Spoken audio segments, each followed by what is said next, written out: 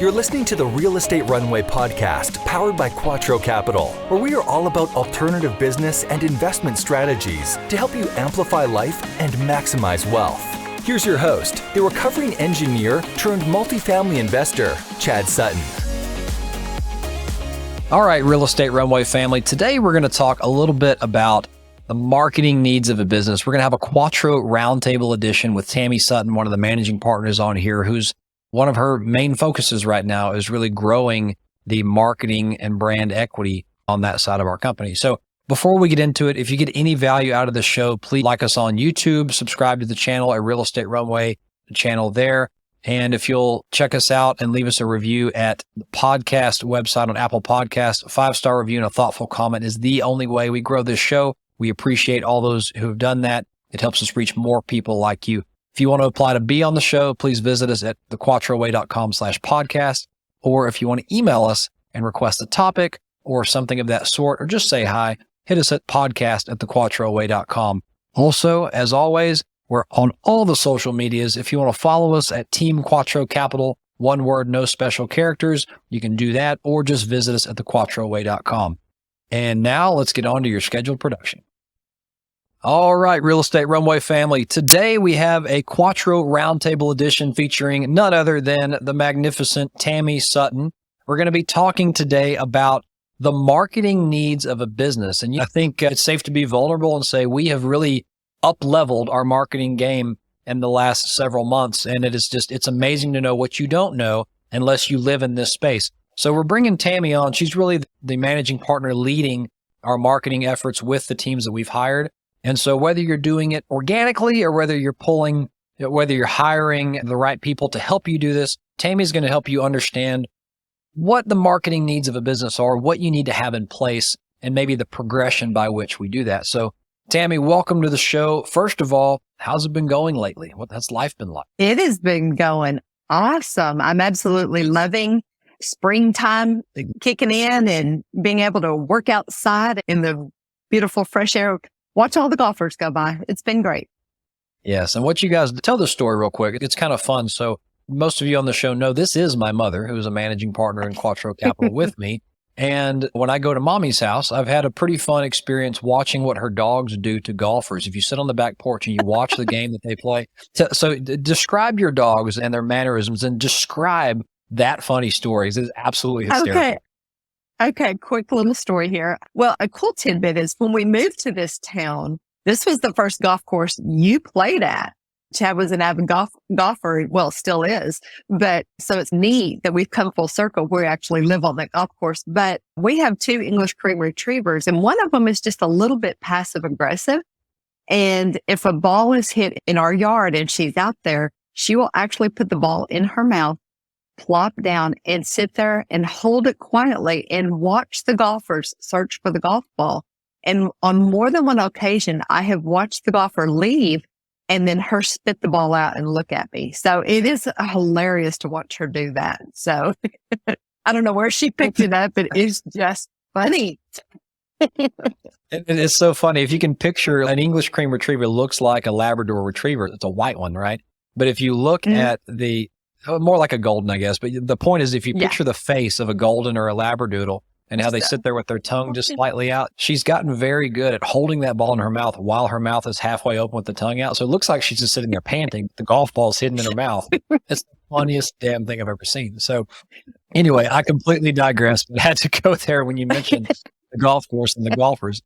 So coming back to it, where should we start with? What are the things you need to be thinking about as a business from a marketing perspective and maybe some of the assets? Where do we start with this conversation? Well, I will tell you, this is where I started. I was like, great, we have a logo. We have social media accounts. We have a website. Yeah, we're marketing. We're out there. It is so much more than that now. And to be honest with you, you have to target your audience. You have to have content that you push out there. And those particular things of marketing, there's particular basic rules that have withstood this time.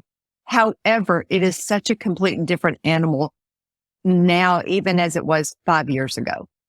It is a whole different new animal right now. And the idea that just because you have a cool logo and just because you have certain assets, that you're good to go.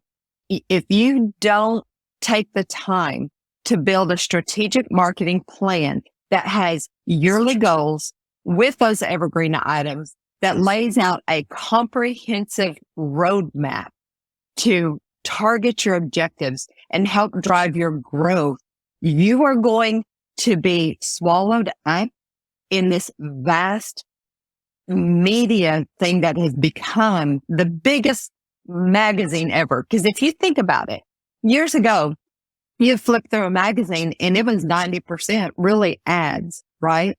But that is what social media has become.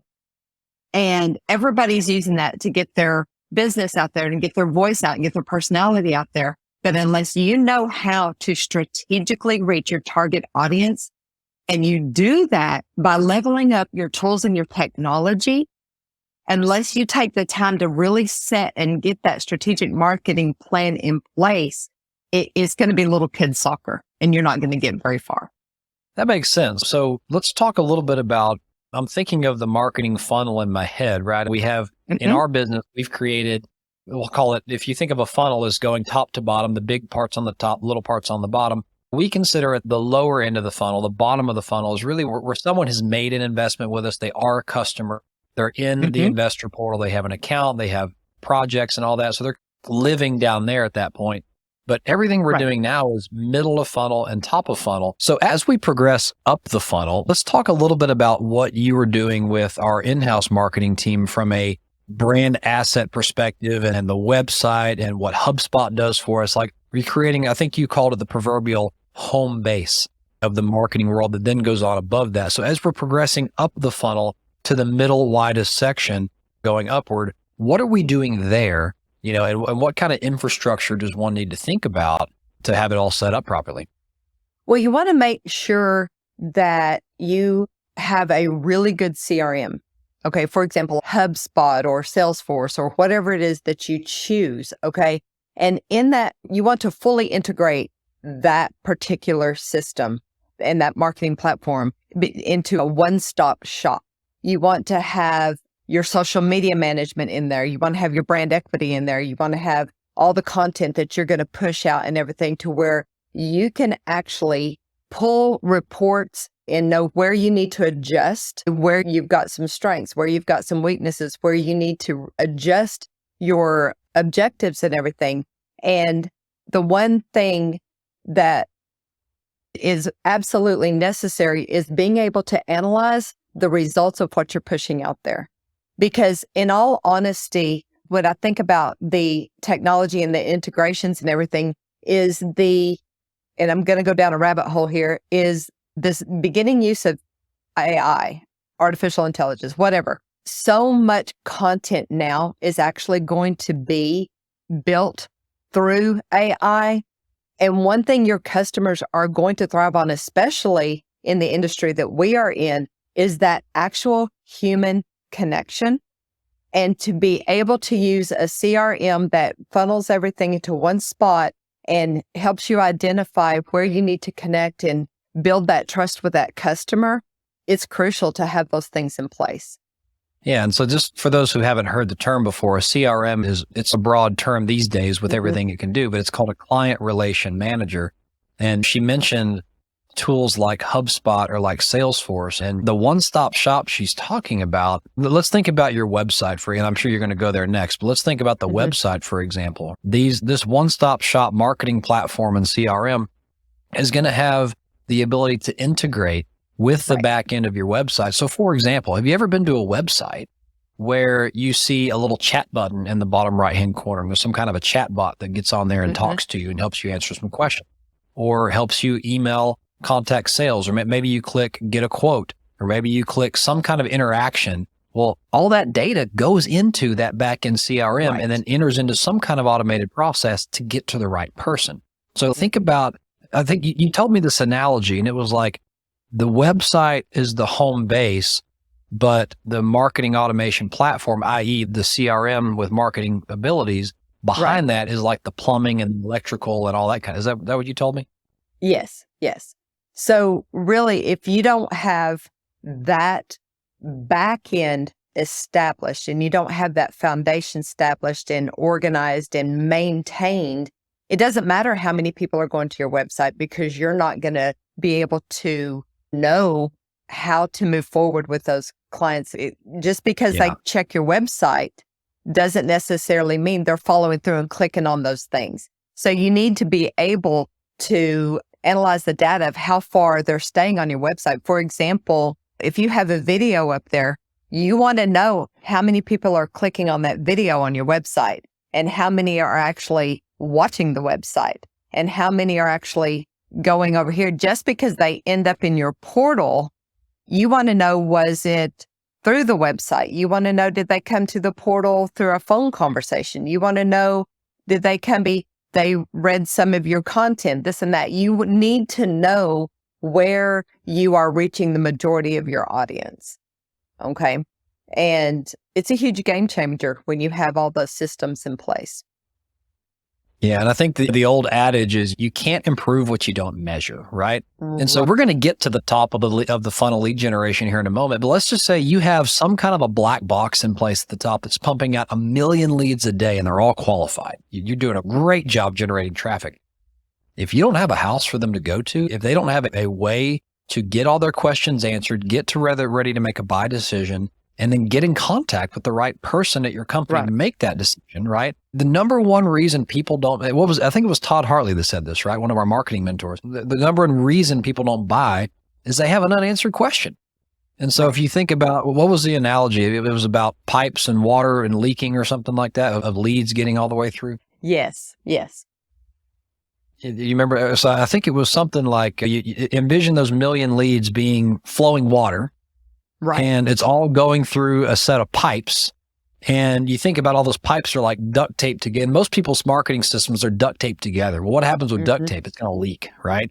And so you wind up with massive leaks of your qualified leads that aren't making it to the end of the pipe where they make a buy decision. And so everything she's talking about here is, how do you put a system in place that can handle all that traffic and help route it and help unblock unanswered questions, but then also understand the traffic that's coming in? Well, gee, is it even qualified traffic? Do we need to change how we're marketing? And even more importantly, though, Chad, is yes, automation is important. Having that middle funnel to that everything filters through and all of that is absolutely crucial to be able to maintain. But in essence, what your end goal is that client relation, and knowing that your brand, the voice out there, is attracting the right water, as you were saying. Because in all honesty, you don't want runoff water for, in essence, going into the kitchen. So you want to make sure that you have the messages in place out there in the funnel. You want to make sure your message is correct. Your voice is targeting the right people. Your brand equity is out there and you're proving your trustworthiness. The one thing that I keep coming back to and that I keep learning more and more about is, yes, these systems and processes and technology and all these parts of the funnel are very crucial to being able to track success and manage your marketing.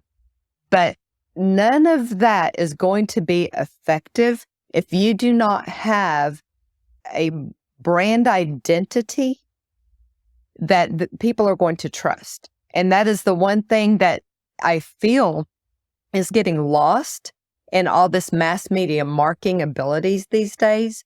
Because if you don't take the time to stop and ask yourself some very pertinent questions, everything we're talking about with this marketing funnel is useless anyway, because it's not going to be effective. And that is one thing that I realized we were actually making that mistake. We weren't monitoring. I'm going to be totally vulnerable here. We were like, yep, we've got a CRM and yep, we've got all these messages and we've got this really cool brand. But what we didn't take the time to stop and do, which was a big lesson learned, was what is our company voice? What is our company reputation out there? And the one thing that keeps coming to mind, Chad, was when I was in education and I was teaching world history to sixth graders. Okay. There's words this long, right? That I was expecting them to remember. And it didn't matter if I sat up there and preached an hour long on content. They were going to remember about 10% of it. And they weren't going to know where to click or what to do when they got to where they were being assessed or whatnot. So if you apply that to the fact that when I told them a story, when I used storytelling to present that content, they would remember more like 90% of what I was wanting them to remember. And the same thing applies to this media because it's humans that you're projecting to. Okay. So when you're out there and you're presenting your brand and you're doing it more in the form of what it is that you're wanting your audience to know, if you do it more in the form of a storytelling aspect, they're going to remember your brand more and they're going to earn more trust in your brand because they're going to remember more about it. And those are the people that flow through the system that you want to be able to connect with. And in today's AI world, in today's technology world, the one thing that people are truly hungry for is a trustworthy human connection. And that is the one thing that has to stay at the basis of all of this integration is don't lose the sight of the fact that technology, yes, is great. AI is great. But unless you end up at the bottom of that funnel with a human connection, your brand is not going to grow. You're not going to grow that trust because trust in a brand and your core values is what is going to set you apart from everyone else. And that's the one thing that I've been really getting my head wrapped around. That is the ultimate most important thing is we live in such a technological society with all these integrations that's necessary, but truly what they're going to trust is your values, your brand trust. For example, I was thinking about this the other day, Shark vacuum cleaners, right? They've done a phenomenal way of pushing themselves through marketing and getting up there to being a trusted brand to where I didn't even bat an eye when they started suddenly, instead of just vacuum cleaners, they sold blow dryers. I immediately went out and bought a blow dryer just because it was a Shark brand. So they've already earned my trust. And so that is the one thing that kind of stays in the back of my mind is all of this integration is necessary. But at the bottom of the funnel, the ultimate thing you're trying to connect with is trust in a brand. Sorry, I really got on a soapbox about that for a second, didn't I? That's exactly the way that people need to be thinking about this. Now before we go to top of funnel, you used a couple of buzzwords that I just want to let you clarify because when I first heard them, I was like, what is brand equity? So can you just talk through a couple of these real quick? So what is a brand asset? What is brand equity? Those kind of words you were using, can you just explain what those are for the audience before we go to the next level? Okay. A brand asset, that is your website. That's your social media page. That's your logo. That's the icons you use, all that kind of stuff. All the necessary materials that you use, that is your brand assets. Okay. And wow, there's so many out there now because of social media. The badges, this and that, the sub-brands, all that. I had no idea what a significant need was that we needed, okay, as Quattro Capital. And we've got a couple of really cool logos and I thought, oh, we're done. No, there was so much more that needs to be streamlined so that when you are visually presenting, you look very professional. You look like a solid professional painting, not a kid coloring book. And so that has taken a lot of time and effort to really sit and work with our phenomenal partners, Kingfisher and Griffin. I cannot talk enough about their creativity and their professionalism and all that they brought to the table. Because I can honestly tell you in this case, it's who, not how, because I would not have been able to pull it off by myself. But the brand equity and the brand identity, that is where you need to really take a step back and know that client relations is of the essence. So you need to ask yourself, what message do we want Quattro to have out there? What voice is our company going to project? What is our reputation going to be? And a lot of that starts with sitting there and analyzing who you are. And so we've done things like we've looked at each and every partner as an individual. What does this partner bring to the table? What is this partner's quote superpower? And really taking that, then we take what are the core values that Quattro stands for. And for us, it's people, property, profits, and philanthropy. Those are our 4 things that help us project the trust that you could have in our company. And then you need to blend all that together and be able to use that voice when we project and use that identity when we project who Quattro is out there in the media. And when you take the time to do that and know that these things must be prevalent in every marketing platform that we put out there, because the content that you're using and all these things put together is what builds your brand equity. Okay. And having all those tools in place can unlock massive potential and how you stay connected out there on the media. That makes perfect sense. And folks, this is applied to our company, real estate company. Any company needs this core competency. And if it's not internal, hire it, right? Because you can bootstrap and get pretty far, but once you grow to a certain level, you have to find a way. The whole point of marketing is to find people who don't know you and never would have known you had you not marketed to them, right? Think about it. You probably never hear of the Shark vacuum had the guy not gotten out of his neighborhood and influence of circle of friends who bought from him and marketed globally to people who've never met the owner or the company before. You don't know what a shark is. And I guess an example, if I can point the right way, a brand asset is what's on my background here. And if you're not seeing my background, go to YouTube, search for Real Estate Runway. You can hit like or subscribe, but you can see the video right there.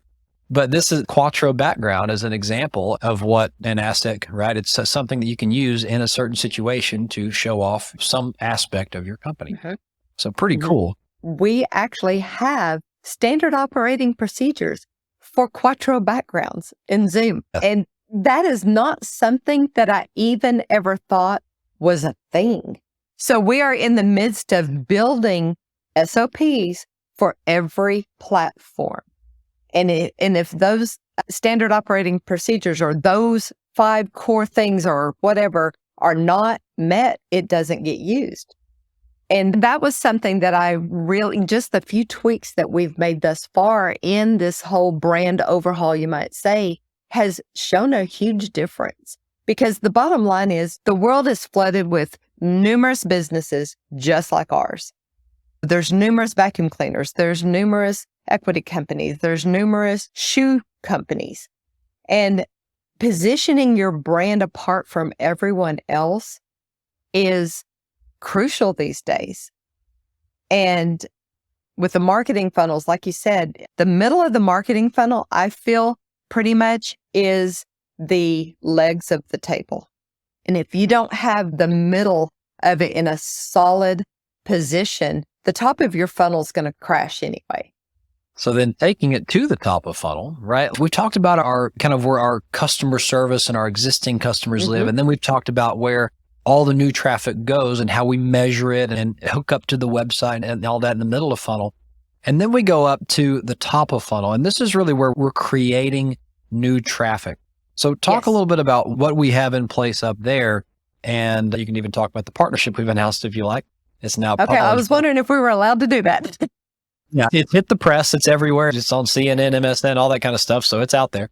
But it is the partnership that we've recently announced with our top of funnel marketing team and what all they're doing. This is where we're getting to the widest part of the funnel. So the most stuff is going on, but it all has the intent to feed down to that middle part of funnel and put qualified traffic into our system where we can help them. So let's go into that for a few minutes.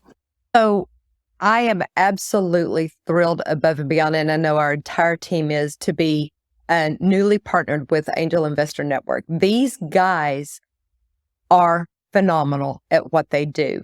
And when I think about how they are operating for us, okay, I think of you've got all of these people that are flooding the gates to come into a Super Bowl game.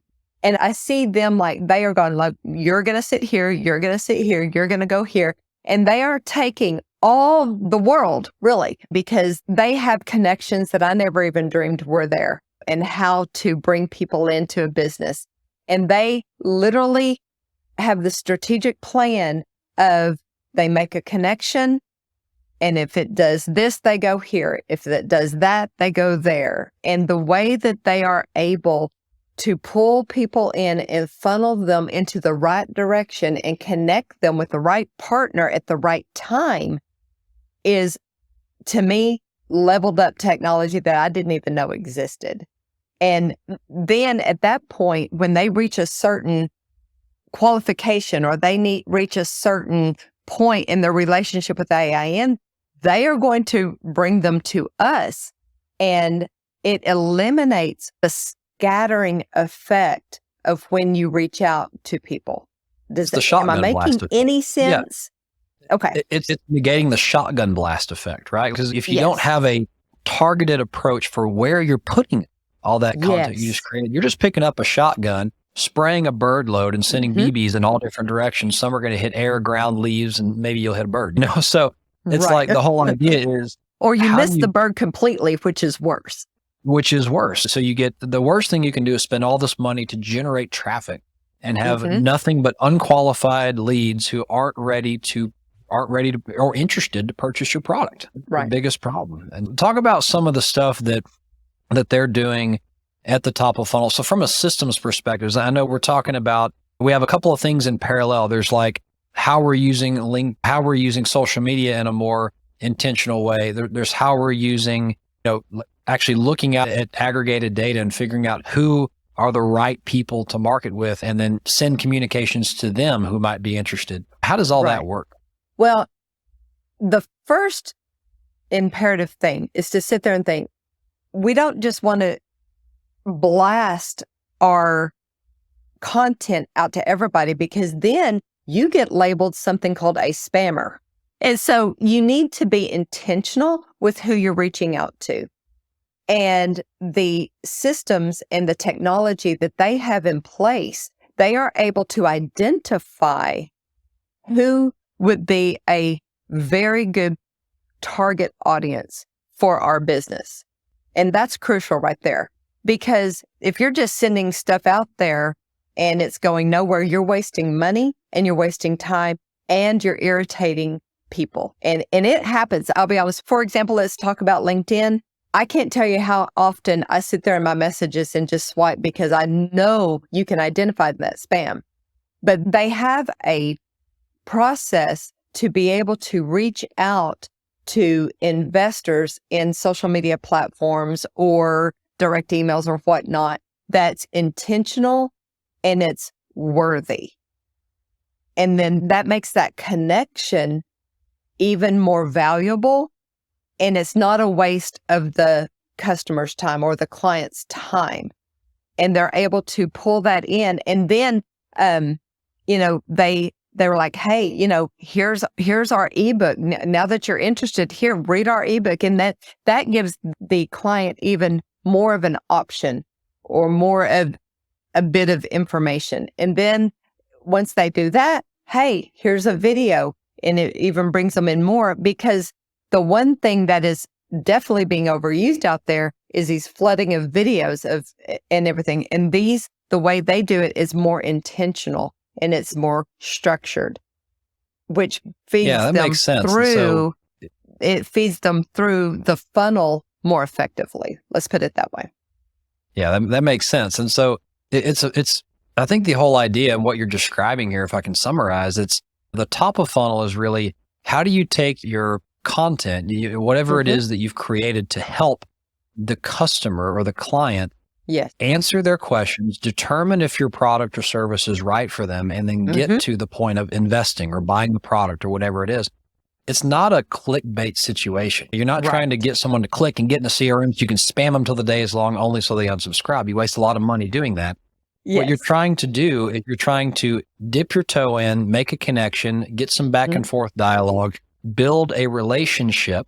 And then as the person shows interest, you build on that relationship and provide the right content at the right time. Some is automated, some is guided, but you help build the individual relationship rather than bombard the person to where they're just running for the hills to unsubscribe, or you become a spammer where you're just getting swiped in the good way. You're getting swiped to the left or the right.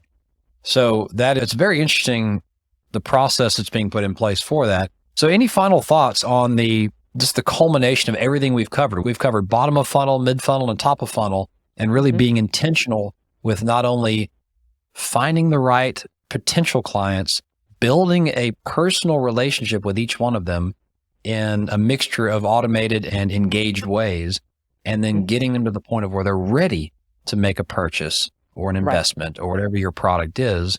And then, of course, beyond that is customer service and doing what you said you're going to do. So that's a whole other topic for another day. But anything else you would add to this? Any final thoughts? Anything you want to leave the audience with?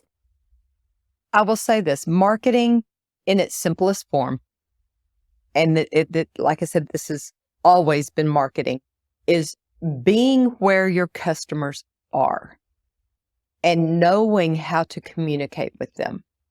And in order to build that brand awareness and what you have to offer them, and to be able to drive your sales and your content or whatever and improve your return on your marketing investment, is crucial to have the correct systems and processes in place. And that's what I feel that we have done with these two new partnerships that we have with Kingfisher Griffin and AIN, who are, I'm telling you, I almost don't want to share it because I want them all to myself because they're so great. But knowing what you need to present, who you need to present it to, and how you need to effectively go through that marketing funnel it's of the essence these days, because it is so hard to set yourself apart from everything else that's flooded out there in the market, that you really need to be strategic and intentional with your efforts. That's so interesting. And it goes back to I think the most tangible story of this that I can think of in recent history is, think about the operating system, Microsoft versus Mac OS, right? And I'm not going to say what's better today. At the time, Mac that had a better operating system. It was more robust, but they missed the mark from a marketing and execution perspective. And Microsoft still has probably 90% market share on the operating systems in use in the world today. So marketing is everything in a business. Absolutely. Yeah. Thank you for coming on and talking about this today. I look forward to maybe doing a follow-on episode, maybe a few months from now, as this has continued to progress and as we know even more than we do today. But for now, that's a good thing that we can share with the audience. I'm glad I was here. All right, friends, that was a pretty impactful episode talking through the different tiers of what we view to be the marketing funnel in our business. This is applicable to any business out there, whether you're an entrepreneur and an investor, or you own your own business, or you do something in this world. The quality of traffic you drive to your business is the only way you're going to generate effective and impactful and lasting customers. And remember, it's not about spamming people. It's about building a meaningful relationship in a systematic and engaged way. So with that being said, we hope you enjoyed this episode. If you got any value out of this episode, please hit us on YouTube at Real Estate Runway Podcast. You can subscribe there to the video version, or on anywhere podcasts are found. You can leave us a review at Apple Podcasts. If you got any value out of this, 5-star review and a thoughtful comment is worth its weight in gold, helps us grow the show and reach more people just like you. If you want to apply to be on the show, please visit us at thequattroway.com/podcast. And as always, if you want to reach out to us, request a topic, or just say hello, podcast@thequattroway.com. Until next time, this has been another episode of the Real Estate Runway Podcast. Friends, over and out. We hope this episode was insightful and brought value to your day. If so, please be awesome and leave us a 5-star review. Find out how Team Quattro can help you at thequattroway.com. Until next time, this is the Real Estate Runway Podcast.